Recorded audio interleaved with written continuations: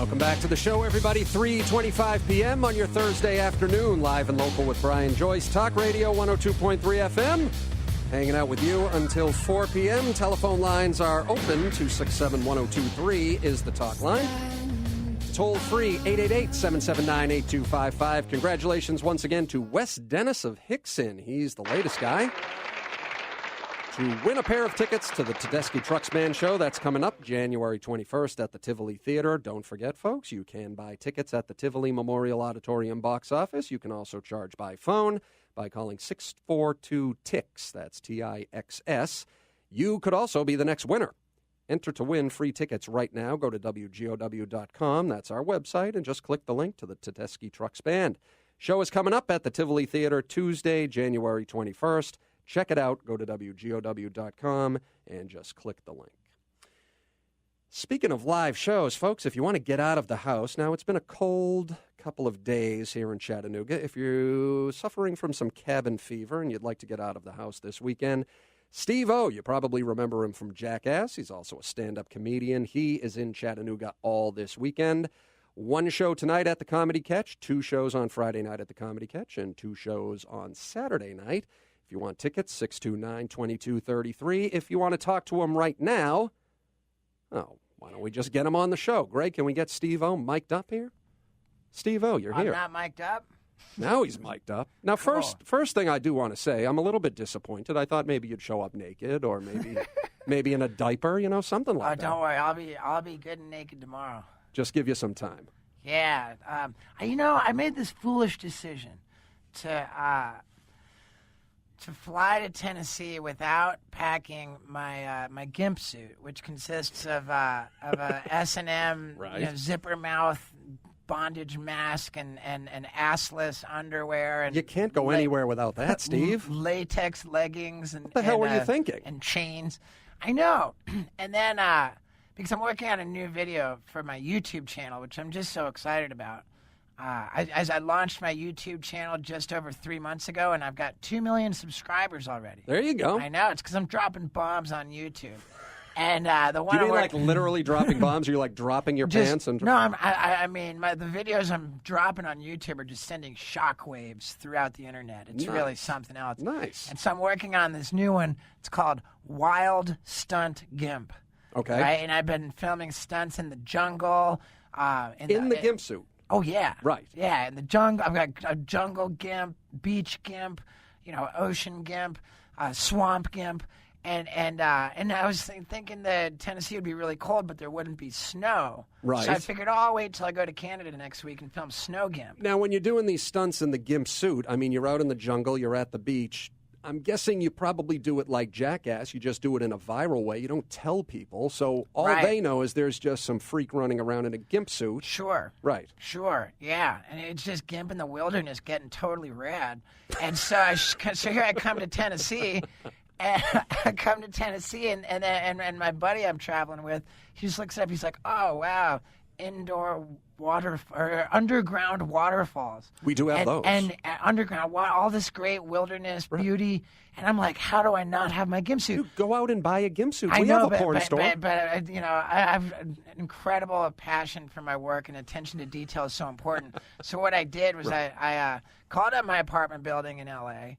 I specifically authorized the building manager to let my buddy in to get my Gimp Suit, and then I called up the local FedEx depot. See, Greg, this is why I admire this guy. This guy is a true artist. He refuses to compromise. He's not just going to go out to any old porn store and buy a Gimp Suit. Not He's cheap. got the suit. Right, not First cheap class. to overnight for early morning delivery. He's like the Matisse of Gimp Suits. That's right. He will not compromise. I know. I like it. And so we'll see what happens. There's surely going to be some assless ziplining going on.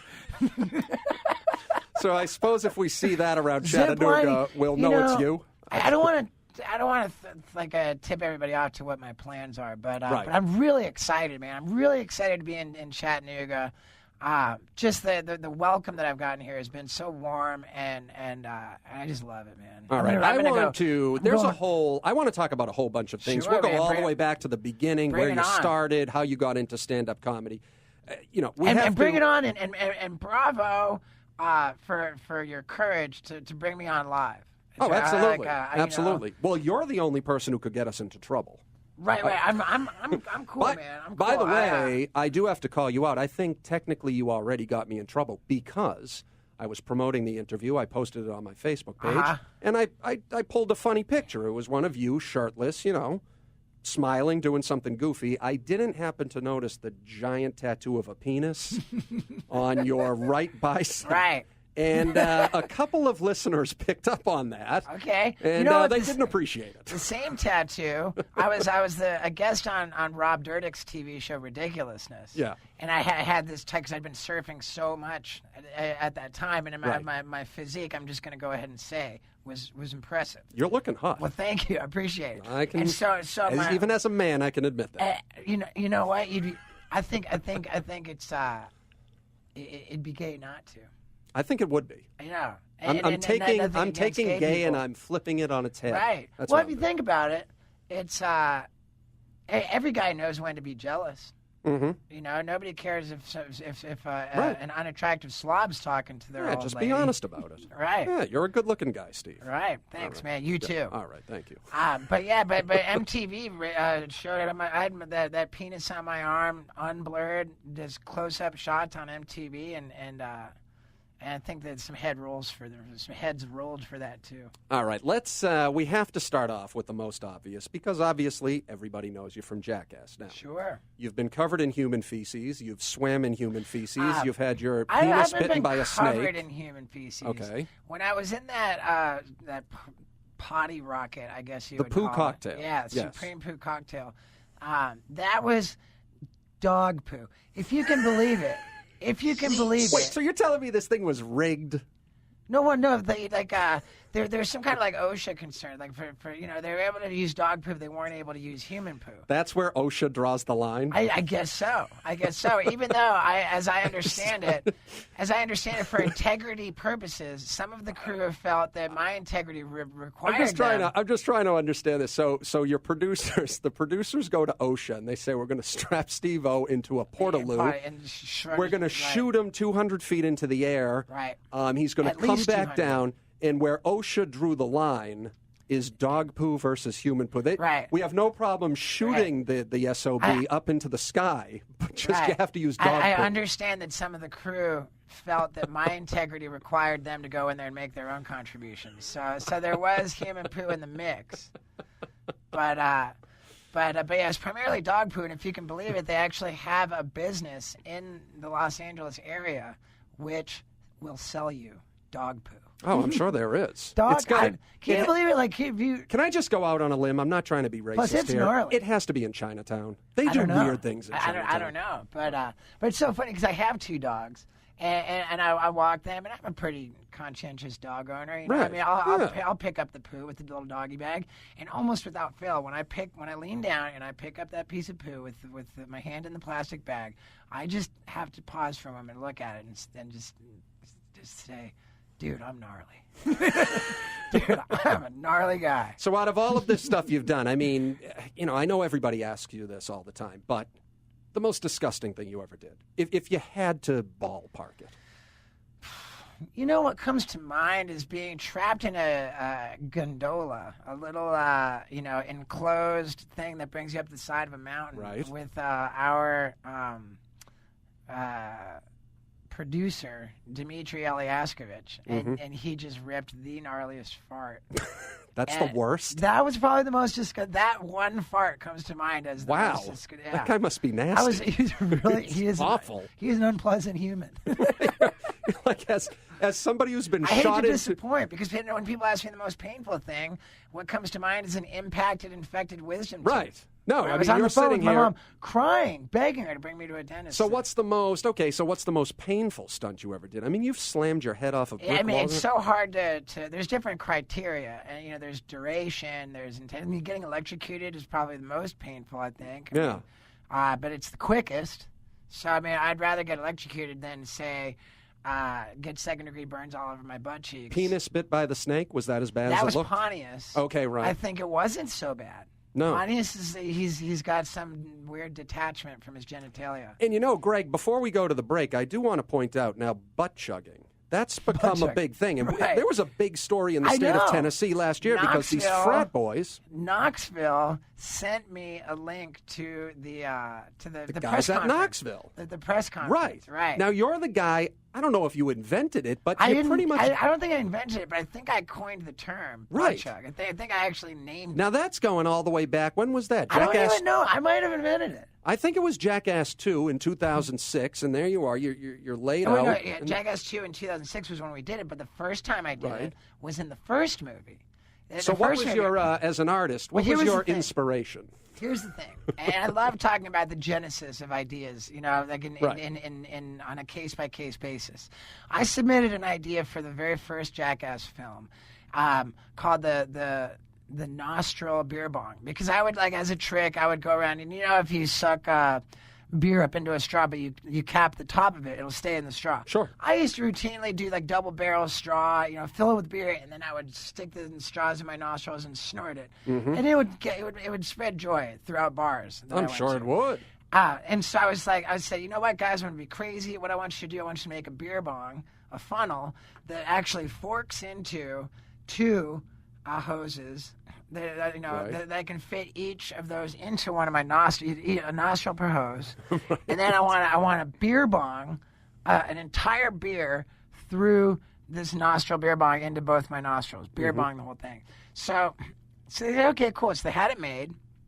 The movie was sponsored by Miller High Life, so it was great. Way to feature the beer. Right. The beer sponsor would be super happy about it. So we go and we do it, and we all gather around as we do. I pour this beer in, and I'm kind of nervous, thinking oh man, this is going to be really crazy. Can I even do it?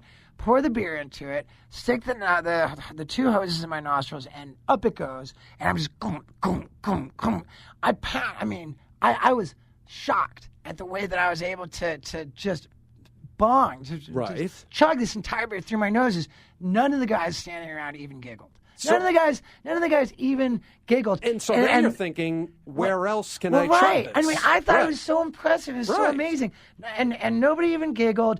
Then standing there, I finished the whole beer. Knoxville says, dude, that sucked. Stick it in your butt.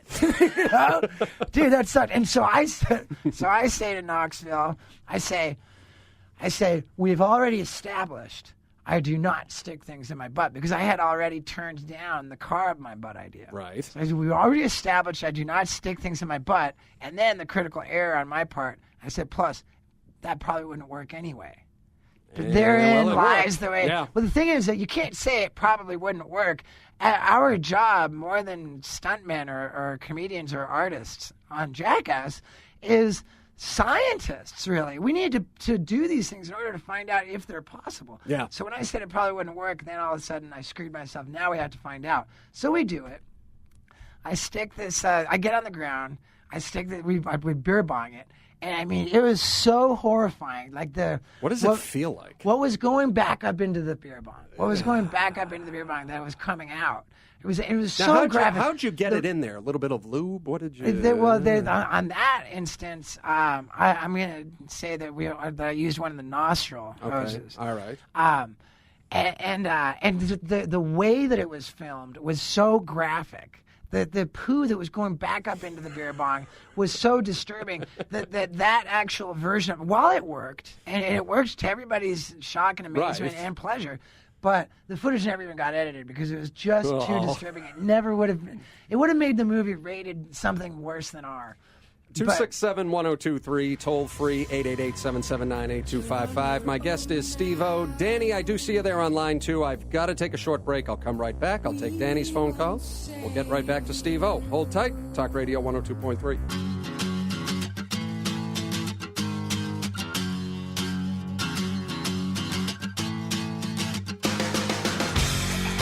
Welcome back to the show, everybody. 3:45 p.m. on your Thursday afternoon, 267-1023. That is the talk line right here in the studio, toll free, 888-779-8255. Brian Joyce hanging out with you for about another 15 minutes. Also hanging out, Steve-O. You probably remember him from Jackass. He's also a stand-up comic, and he's in town. One show tonight, two shows tomorrow night, two shows on Saturday night, all at the Comedy Catch. If you'd like to catch Steve-O this weekend in Chattanooga, 629-2233. Let's take a phone call from Danny. Danny, thanks for holding. Hey, Brian, how's it going? Hey, Steve-O. Yeah, dude. I just wanted to say, first of all, congratulations on being clean now for a while. That's really something to be proud of, I think. Well, thanks, man. Just wanted to say we love you on Killer Karaoke, and if y'all are filming anymore, and me and my wife are really excited about coming tonight and see you, and I'll just take my answers off the air. Thanks, man. Cool, man. Danny, appreciate the phone call. So let's go back to the beginning here, Steve. So you born in England. Yep. Raised in Florida? I was born in England. 6 months old, moved to Brazil. Oh, wow. Spoke my first words in Portuguese. Wow. So military dad or what? Corporate brat. Okay. Yeah. 2 years old, I moved to Venezuela. Spoke fluent Spanish in nursery school. Wow. 4 years old, I moved to Connecticut. Went to kindergarten there. Started first grade in Miami, Florida. Mm-hmm. Halfway through fourth grade, I moved to England. When I was 12, right after sixth grade, I moved to Canada. Right. And then when I was 13, I moved back to England. I stayed there for all 4 years of high school. So you start getting into this stuff how? I think you started getting into clowning. Is that correct? No. I got into skateboarding. I started skateboarding in 1985 when I was 11. Okay. And then when I was 15, my dad won a video camera in a golf tournament, and all I wanted to do was was film skateboarding. And so I started filming, and been filming since I was 15 years old. I went from graduating high school in England to the University of Miami. Mm-hmm. Within 2 weeks of class starting, I was placed on final disciplinary probation. What did you do? You know, I had a drug and alcohol problem. Yeah. You know, like right out of the gate, and it was I did all kinds of stuff. But you know, I got kicked out of the dorms. I failed out of classes. I dropped out without withdrawing, and left the University of Miami. And then I was homeless for like 3 years, and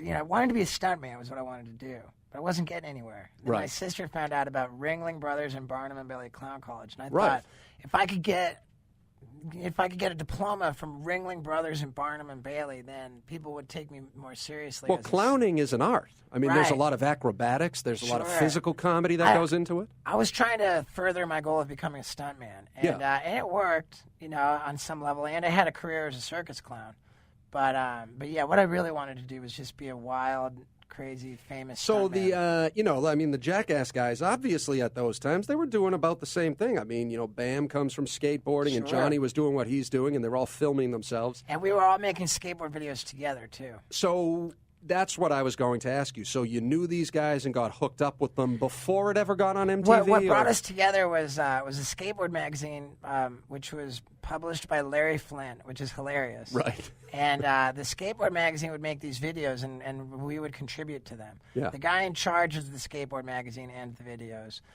reached out to his buddy Spike Jonze, Right. the movie director. Big director. Yeah, and he said to Spike, everybody loves our skateboard videos, but nobody cares about the actual skateboarding. He said, I think if we subtract the skateboarding, Right. then what is left over would make a great TV show. So, like, So let's they just get... took out the skateboarding, and Right. then what was left over was Knoxville and me. And They liked you guys. right, because Right. we would provide the comic relief and break up the monotony of. Amazing. Yeah, yeah. And yeah, they took out the skating. They made like a 10-minute video. They passed it around, and the rest was history. And so then from there, how do you graduate to that next level of, okay, so we know we have a good show. Let's put this guy in a porta potty and shoot him into space. Well, the graduation was it was almost accidental because the show was a huge hit for MTV. I mean, within Massive. within 2 weeks, it was deemed the highest rated show of its kind in the history of MTV. And the crazy thing is, it was only on MTV for 2 seasons. It got 3 seasons. 3 seasons, but it got so massively huge Right, in that and- time. and- You started doing movies. Right, and- and we were filming the second season. By the time the first season was just starting to air, Yeah. because right away, within a couple weeks, they ordered, Right. more, and it was playing at like 5 PM on MTV. It was Right. just like, this is great. Right. They'd never seen a more profitable show in their Well, it's in great the for you history. because there's no pressure. nobody had ever really done anything like this before, and you guys can just go out and have a good time. We've always put great pressure on ourselves. But Yeah. that's another story. But the thing was that the show came out. We're filming the second season, and kids are just starting to show up in hospitals left and right. I mean, all over the place. Kids, of course. kids are Yeah. like, and we're like sort of being blamed directly, and probably appropriately, for like a lot of kids getting hurt trying to do what we were doing. And a lot of pressure came down from like really like important, I guess, places. Well, the same people as always. You know, Right. back in the 90s, it was Right, gangsta rap. Back in the 70s, it was, Right. you know. Yeah. Right, but the thing was that the MTV was hearing this. Yeah. And MTV started to tell us as we went into film the third season, MTV started saying, oh, you can't do this, you can't do Right. that, you can't. They started changing the rules on us. And Knoxville heard them say, you know, what we can and can't do. And he said, you know what? Like, I just simply refuse to make a watered down version of the show. We're gonna do it our way, or we're Take not it gonna on do the it at road. all. Right. So Knoxville told them, all right, I quit. Yeah. I quit. Yeah. We were all kind of standing around like what? You know, huh? And Knoxville said, yeah, no, I absolutely quit. He was a man with a plan, because you Right, guys and I are think bigger now. I think he had it in his mind too that it was a great opportunity because, you know, like if you put an R rating on it, you play it in a movie theater, then you've kind of worked around the issue of little kids, you know, being liable for what little kids do. Right. And so you could kind of say that those kids getting hurt really was a blessing, which is a terrible thing to say, but I think it's the truth. That's what made us graduate to film. Let's take a phone call from Zach. Zach, you're on Talk Radio. Hey, just wanted to tell Steve-O that you know, I really admire his work, and Well, thanks, man. I appreciate that. I appreciate that you and the rest of the guys on the show put yourself out there for our entertainment. Well, and I just wanted to ask if you had to pick one, what was the most fun you ever had making Jackass?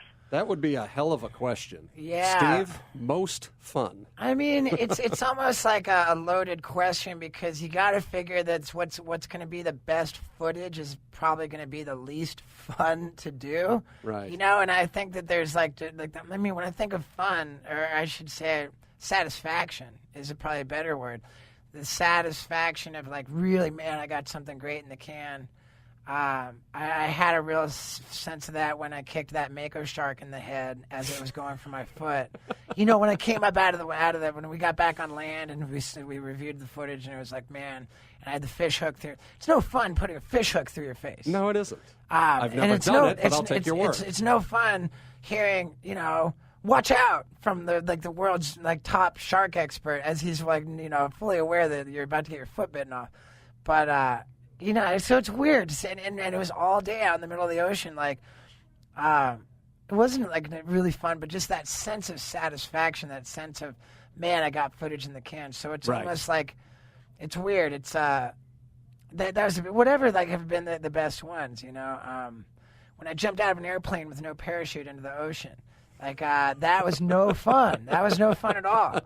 But and I was convinced I had internal bleeding going on. I mean, it's just really, there's a good chance of that. It was really unpleasant. But but to this day, I mean, I really feel like that was just one of the greatest things I ever got on video. 267-1023, toll free 888-779-8255. And let's give people the number to call for tickets to the Comedy Catch too. Yeah, one show tonight, two shows tomorrow night, two shows Saturday night, 629-2233. I'll be right back with Steve-O. We'll close out the show, and we'll give you that phone number one more time. Hold tight. One last time, folks, your official National Weather Service forecast. Partly sunny skies today, high of 48 degrees. Mostly cloudy skies tonight, a low of 36 degrees. Partly sunny skies again tomorrow. Partly what tomorrow? Partly sunny. Okay, that's good for the That Gimp. is good. High of 55 degrees. Right now, 49 degrees in Chattanooga, Tennessee. If you want to get out of the house, it's going to be 55 degrees. Plus, Steve-O playing one show tonight, two shows tomorrow night, two shows Saturday night at the Comedy Catch. You know him from Jackass. You can catch him in Chattanooga all this weekend. If you want tickets, 629-2233. Steve, we only have 1 minute left. I appreciate you coming in. Well, I appreciate you having me, man. You know, these 2 interviews I did this afternoon, it's like they were pretty, like, serious and thoughtful, deep and meaningful. And I try to be deep. It's an odd way to promote what I'll be doing at the Comedy Catch tonight. But I'll tell you, man, if anybody's a fan of Jackass, they're going to be a fan of my show tonight. Speaking of Jackass, we did get a caller. He wants to know if there is a new Jackass movie coming down the pike. I'm not going to say that there isn't, and I'm not going to say that there is. Everybody's got their thinking caps on. I'll just say that. Guys are working hard as always. We are. The wheels of stupidity are cranking in our heads. And how often you're, I'm guessing, in frequent touch with Johnny Knoxville? Sure. Yeah. So you bet. guys are scheming. You're planning. Yeah. Diabolical. We're gonna meet up when I get back, and I'm gonna run some silly ideas by him. All right, there you go, folks. 1 show tonight, 2 shows tomorrow night, 2 shows Saturday night, 629-2233. Check him out. That's Steve-O. Steve, thanks for coming in. Thank you, man. All right, Pleasure. folks, I got to get out of here. It's 4 o'clock on the dot. Brian Joyce, hit me up on Twitter at @_Brian Joyce. Friend me on Facebook, facebook.com/TheBrianJoyce. 24 hours to call the joke line, 668-2483. We'll get to those jokes tomorrow afternoon. Also, coming up tomorrow afternoon, Greg, you heard of this guy, Coon Rippy Brown? No. Mark Coon Rippy Brown is the man who's running for governor of Tennessee to get his raccoon back. Oh, wow. Tennessee done took this guy's raccoon out from under him. Now he's running for governor to get his raccoon back. We're going to have him on the show tomorrow. Well, if he's governor, I suppose he could. No, the guy is a smart guy, and he's got some pretty good ideas. So that's coming up tomorrow. Coon Rippy Brown. Check him out right here on Live and Local. Brian Joyce is my name. Have a great Thursday evening. Check out Steve-O this weekend at the Comedy Catch. I'll talk with all of you tomorrow. Stay tuned for Sport Talk.